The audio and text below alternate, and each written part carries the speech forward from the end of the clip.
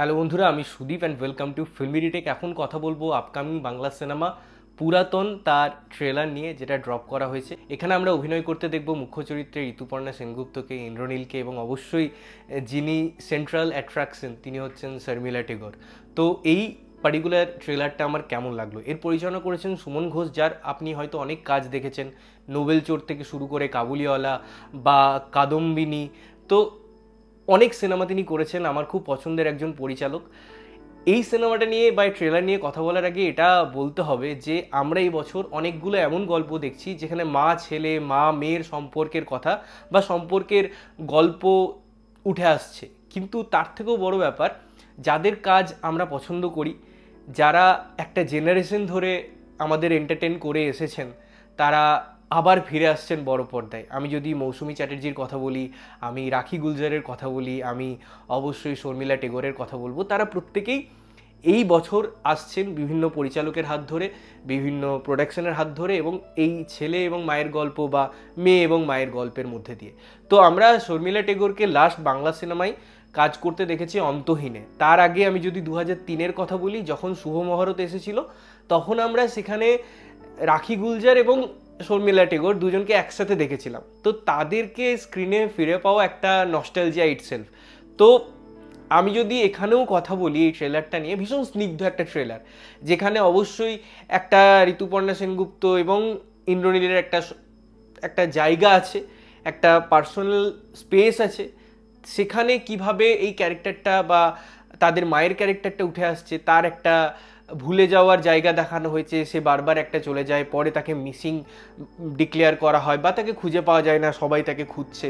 তো পুরনো জিনিস তাকে আগলে রাখা, সে কোথাও গিয়ে একটা আমাদের জীবনে ভীষণ ইম্পর্টেন্ট রোল প্লে করে, একটা ভীষণ দামি জায়গা দখল করে বসে থাকে।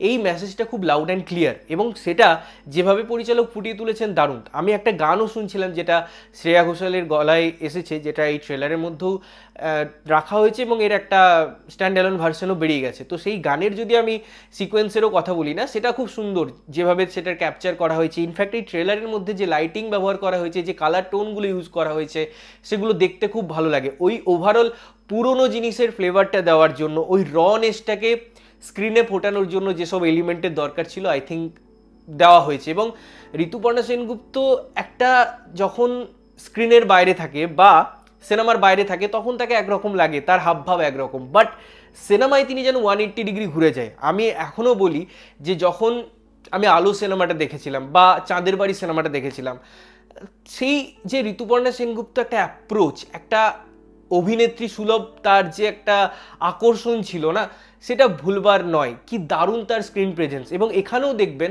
সেই জিনিসটা যেন তিনি ক্যারি করছেন এত বছর ধরে, সেই জিনিসটাকে মেনটেন করে is not a matter of joke.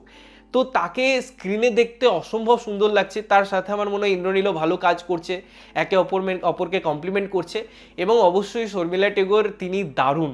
তার ওই ইনোসেন্স, তার ওই ছেড়ে যাস না, কখনো বড় হোস না, এই যে ডায়লগ, এই যে মা মেয়ের সম্পর্ক, সেটা যেভাবে বোঝানো হচ্ছে যে সে ফেমিনিজমের জন্য বিয়ে করেনি, তোমার কি কারণ। তো এই ডায়লগসগুলোও না বা কিউগুলোও খুব সুন্দর ম্যাচ করে ওই সিচুয়েশনটার সাথে। তো ট্রেলারটা ইটসেলফ খুব সুন্দর।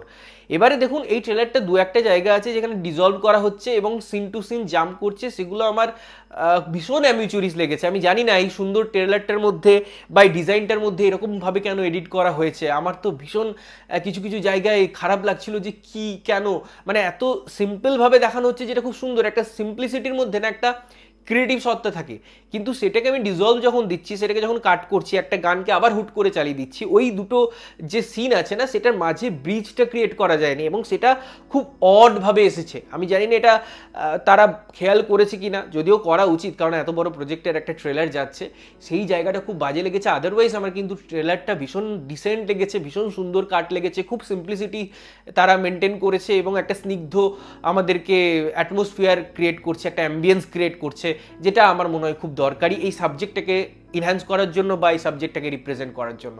তোমরা যদি ট্রেলারটা দেখেছো, কেমন লেগেছে জানিও। না দেখে থাকলে অবশ্যই গিয়ে দেখো এবং দেখে এসে জানাও যে কেমন লাগলো। ততক্ষণের জন্য ভালো থাকবে, সুস্থ থাকবে এবং সবসময় ভালো জিনিস দেখবে। চ্যানেলটা যদি প্রথমবার দেখছো, লাইক কমেন্ট শেয়ার করতে হবে, সাবস্ক্রাইব করতে হবে, যাতে প্রত্যেক নোটিফিকেশন তোমাদের কাছে পৌঁছায়। দেখা হচ্ছে অন্য কোনো ভিডিওতে, ততক্ষণের জন্য টাটা।